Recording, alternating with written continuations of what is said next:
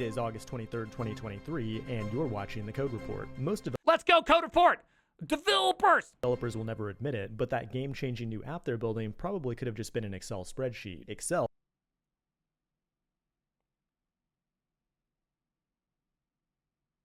It's facts. which came out in 1985, could be the single most important piece of software for our modern service-based economy. Working with Excel formulas at my dead-end white-collar job is actually where I got my first taste of programming. I used formulas to figure out that I would never be able to own a house unless I got a higher-paying job, but you can't do real programming with Excel. It is possible to hook it up with Visual Basic, but that's just way too Microsoft-y. Luckily, he tweeted out this meme. This meme is so good. I cannot believe I never saw this. But damn, this is the greatest meme of all time. As of yesterday, Microsoft Excel will now support Python, a feature developed in collaboration with the creator of Python, Guido van Rossum, which is totally awesome. Here's how it'll work. In Excel, you have access to this new Pi formula, which can run Python code against the data in your spreadsheet. Like, for example, if you want to put your data into a pandas data frame, you can now accomplish that by simply highlighting your data and running the corresponding Python code. Another huge... I feel like it would have been nice if you could just have a... Is this like Jupyter Book? But Microsoft just classically being an asshole? Is that all I'm seeing right here? Is this just Jupyter Book, but that? Jupyter Book, but more annoying? Jupyter Book, except for your data source is in an Excel spreadsheet? Is that what we're saying? It's worse? Yeah, it's just Jupyter Book, but your database is your Excel spreadsheet. Why would you ever want this? I feel like because the people that are doing all this intense visualization and everything, they're doing it in Jupyter Book or they're doing it with the little CLI tool. I'm a little confused as why this is a W. Real talk, I'm a little confused as to why anyone would want this.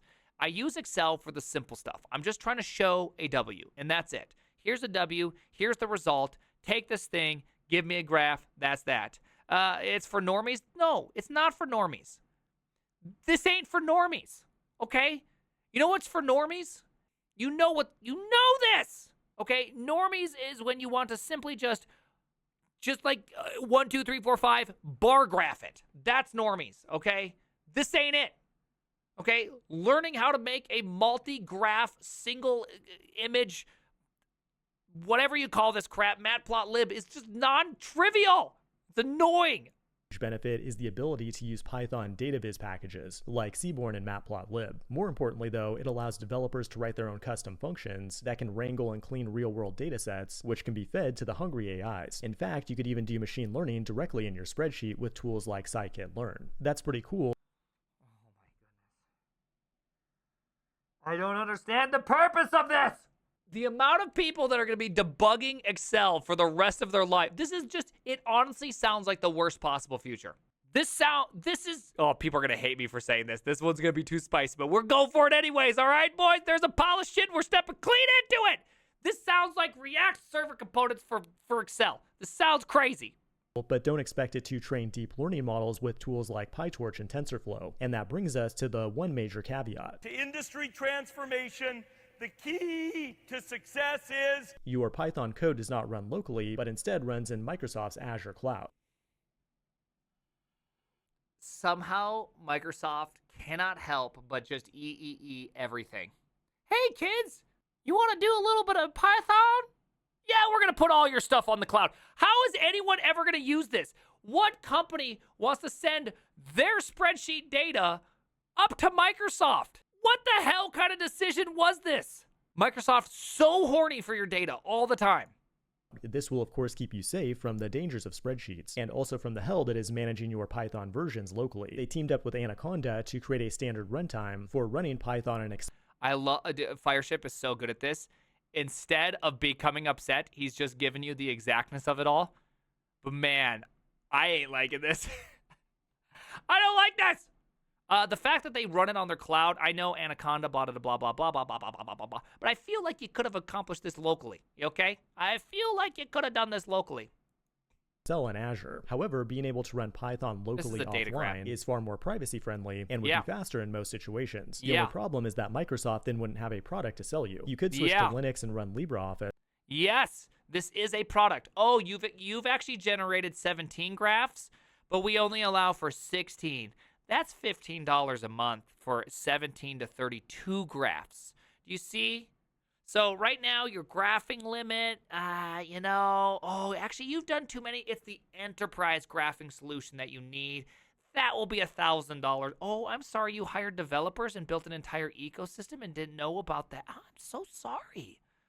Jeez. Do you want to use Copilot as well? You want Copilot integrated? That's also $40 a month. That's 40. Hey, Doc, that's $40 a month for Copilot to write your graphs inside Microsoft Excel. Yeah, a lot of you didn't see that one coming, did you? You didn't see that one coming. Guess how much that's going to cost you? Oh, yeah. Oh, yeah.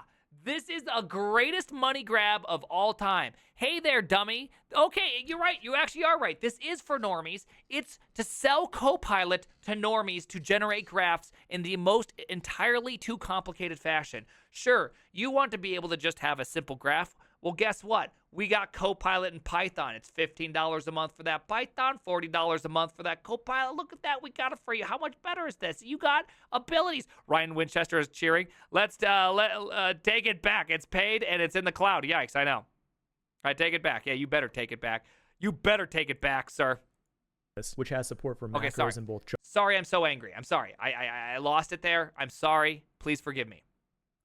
JavaScript and Python. It has had those features forever, but good luck convincing your boss that's a good idea. It's just too free and too open source. Python and Excel is going to be a game changer for the boring-ass corporate world. For the last few years, I've been using Google Sheets with AppScript, which is one of the most underrated tools out there. It's the same basic idea as Excel and Python, but with JavaScript. I use it for a variety of business-related needs, like it helps me automate the shipment of t-shirts and stickers to Fireship Pro members, and it can even be used to create custom menus and dialogues. However, Python is a far more powerful language when it comes to data analysis. This is very, very true. As someone who's recently had to do a lot of data analysis in JavaScript, instead, we just built a Python process to do the JavaScript to get the data, munch the data, and put it into a proper format, and then use Python to do the thing. It's just easier. That means is that virtually every white-collar worker will now be able to go generate some Python code with ChatGPT, copy and paste it into Excel, and solve the vast majority of... It's going to be Copilot, Fireship. You know it's going to be Copilot. Okay? You know it! Common problems out there. Microsoft will be the one running and hosting this code. They already have the most powerful AI models, and those models will only grow bigger and stronger over time. Nobody's even close to Microsoft right now in the AI race, and that's a result of their developer-friendly strategy, which can be broken down in 3 steps. Let's go, Fireship! Let's go! Oh my goodness! The most disappointing moment of my lifetime, is when, just recently, let's see if I can pull it up. I don't know if I can pull it up. I cannot believe VS Code is free. Oh, come on. Come on. It was just a cup. Nobody got this. I should have lowercased these two looking back and just had these 3 uppercased. But look at this. You say something nice about VS Code, and look at that. Their big worries is like, oh no, they're gonna be like charging us now. No, that ain't what this is about. This has nothing to do with the fact that it's free. Damn. Yeah, it's too subtle. I know. I struggle with the subtlety sometimes. First, they embrace the developer community. Developers. I tried that once at a conference. Nobody joined in. Most embarrassing moment of my life. Then extend developers with awesome new features and tools. Then I seem to have forgotten what the 3rd step is, but this has been the Code Report. Thanks for watching, and I will see you in the next one. I loved it. It hurts. It hurts so much. That all I want to do is go buy some more Microsoft stock because we all know where it's going, okay? Microsoft stock is going this way. Microsoft going this way. And yes, I like Asmongold. The name is the Asmongoldigen.